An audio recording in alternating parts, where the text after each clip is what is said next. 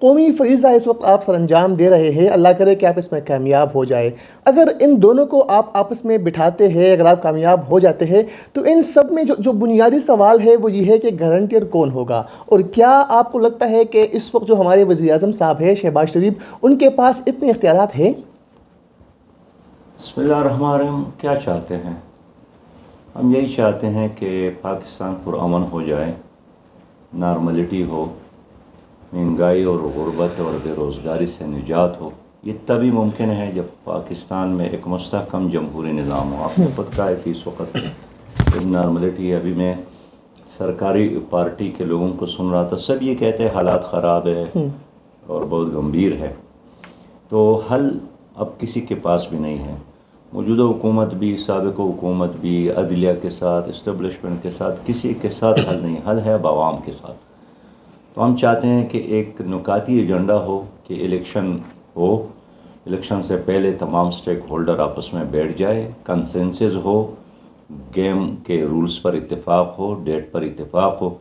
ظاہر ہے اس وقت ایک نے لکیر پہنچا ہے کہ فلاں تاریخ کو الیکشن ہونا چاہیے، دوسرے نے کہا کہ فلاں تاریخ کو. تو یہ الیکشن صرف پی ٹی آئی یا پی ڈی ایم کا مسئلہ نہیں ہے، اس میں اور بہت سارے سیاسی جماعتیں بھی ہیں. تو اگر الیکشن فوری ہو بھی جائے اور اس کے بعد مزید دنگا فساد ہو، تو اس لیے ہمارا یہ موقف ہے کہ پورے ملک میں ایک ہی دن الیکشن ہو، مرکز میں بھی اور صوبوں میں بھی، نگران حکومت قائم ہو، اور ڈیٹ پر ہم آپس میں مشورہ کر لیں. اس لیے کہ آئین کا تقاضا ہے، اب چاہتے ہیں یا نہیں چاہتے ہیں الیکشن کرانا تو ضروری ہے، لیکن کب اور کیسے یہ اختیار سیاستدانوں کے پاس ابھی ہے. اگر بروقت یہ اختیار استعمال نہیں کیا تو پھر شاید وہ وقت آ جائے گا کہ ان کے ساتھ نہ وقت ہوگا اور نہ اختیار. آپ کو لگتا ہے کہ انتخابات کا جو معاملہ ہے یہ صرف اپوزیشن حکومت کا ہے، یا پھر اس میں اسٹیبلشمنٹ کا بھی کوئی کردار ہے، کوئی رول ہے؟ دیکھیے، بنیادی حل تو آئین ہے. آئین میں الیکشن ہے، اور آئین میں یہ پابندی نہیں ہے کہ قبل از وقت الیکشن ہو. اور اسٹیبلشمنٹ پاکستان میں ایک بہت بڑی طاقت ہے، لیکن انہوں نے تو ایک حلف اٹھایا ہوتا ہے، اور وہ قوم کو سیکورٹی دینا، ملک کی حفاظت کرنا، اور ایمان، تقوی اور جہاد فی سبیل اللہ ان کا ماٹو ہے. تو وہ اگر اسی پر فوکس کر لے تو وہ بھی بہت بڑا کام ہے. جماعت اسلامی اس لیے سمجھتی ہے کہ اسٹیبلشمنٹ، عدلیہ اور الیکشن کمیشن 100% غیر جانبدار ہو، نظر بھی آئیں، اپنے عمل سے بھی ثابت کرے، اور عوام کو یہ موقع دے کہ وہ اپنی مرضی سے اپنا فیصلہ کریں. اتنے عرصے میں ہم نے دیکھا کہ جماعت اسلامی منظرنامے سے غائب تھی، ایک دم متحرک ہو گئی. وجوہات کیا ہے؟ کیا جو معتبر حلقے ہیں ان کی طرف سے کوئی مثبت پیغام تو نہیں آیا جماعت اسلامی کو؟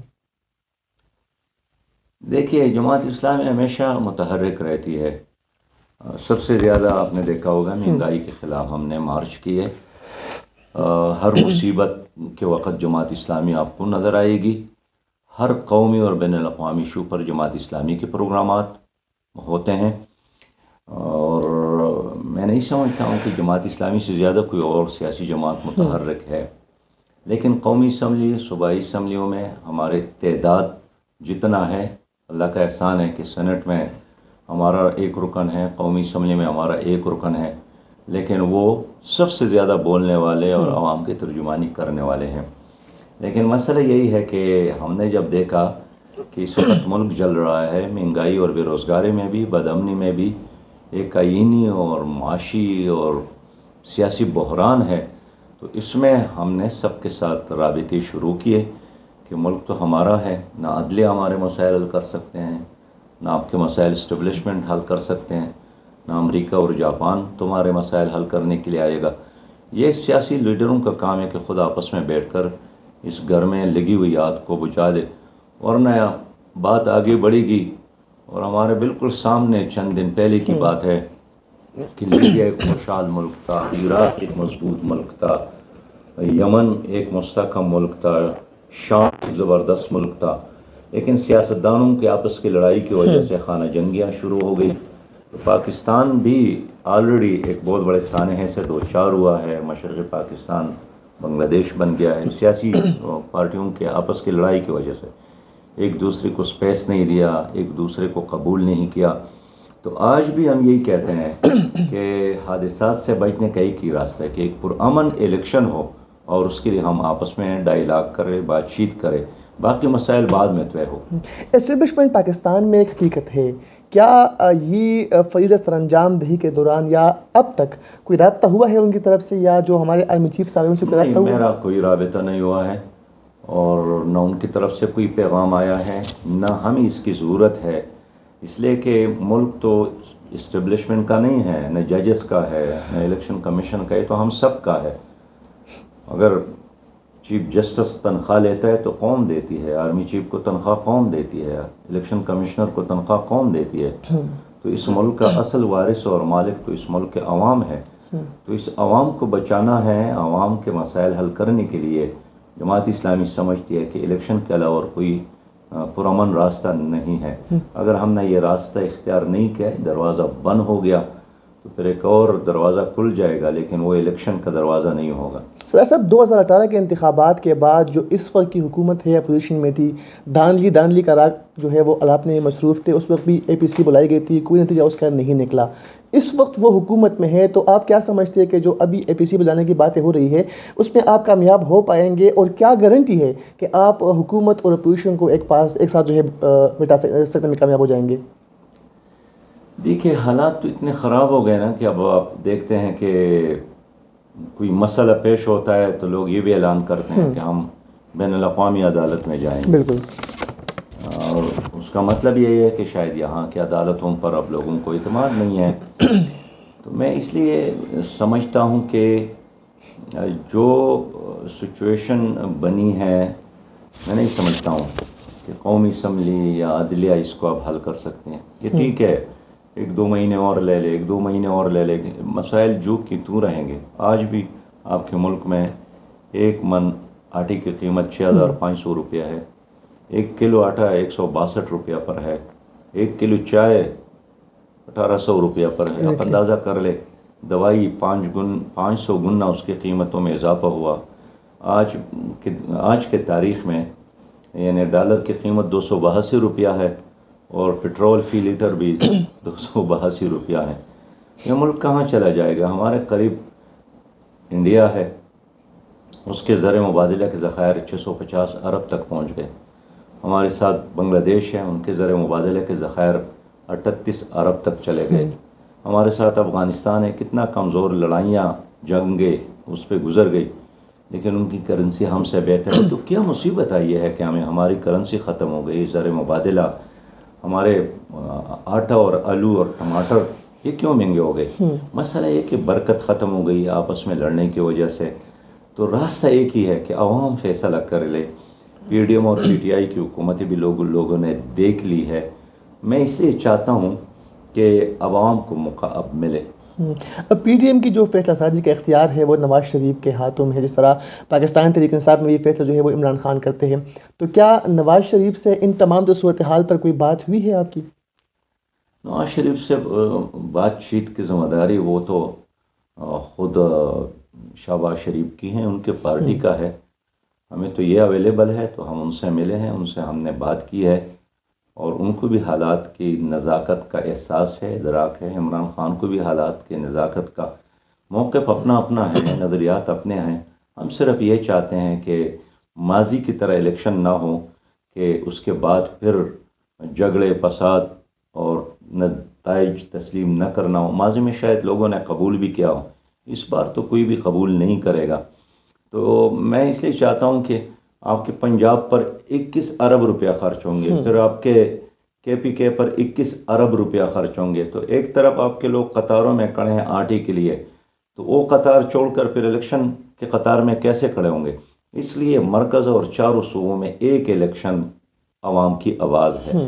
البتہ اس کے لیے تاریخ کا تعین، طریقہ کار شفاف کیسے بنایا جائے جس کے نتائج لوگ قبول کریں، اس پر سیاسی جماعتوں کو ہم ڈائیلاگ کے لیے راضی کرنے کی کوشش کرتے ہیں۔ سر صاحب آخری کویشچن آپ سے پوچھوں گا، حکومت سے بھی جو ہے ملاقاتیں ہوئی، اپوزیشن سے بھی ملاقاتیں ہوئی، دونوں میں کیا لگا؟ کون جو ہے وہ اس بات کو سیریس لے رہا ہے کہ اب ہمیں مل بیٹھنا چاہیے؟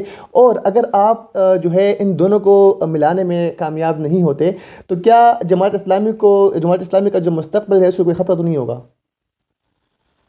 دیکھیے، ایک اچھی نیت کے ساتھ آپ کوشش کرتے ہیں، نتیجہ تو اللہ کے ہاتھ میں ہے۔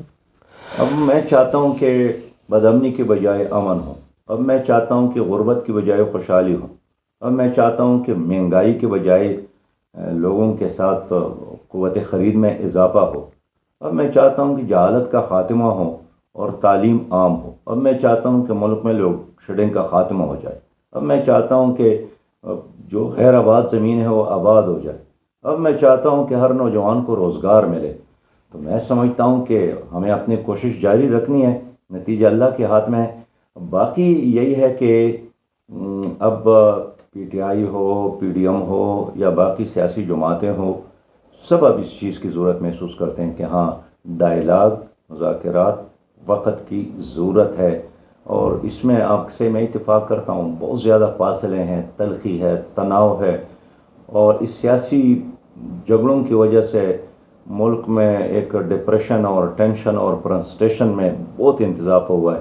اب ایک سروے میں پڑھ رہا تھا، 2,41 کروڑ لوگ رجسٹر ہو گئے ہیں ڈپریشن اور ٹینشن کی بیماروں کے طور پر، تو ہر پانچواں پاکستانی وہ بیمار ہو گیا ہے، یا غربت کی وجہ سے، یا بدامنی کی وجہ سے، یا بے روزگاری کی وجہ سے۔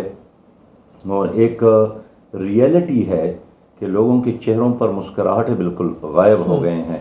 تو کوئی آفت تو نہیں آئی ہے، نہ کسی نے ہمارے خلاف خدا نخواستہ ہیروشیما کی طرح ایٹم بم استعمال کیا ہے۔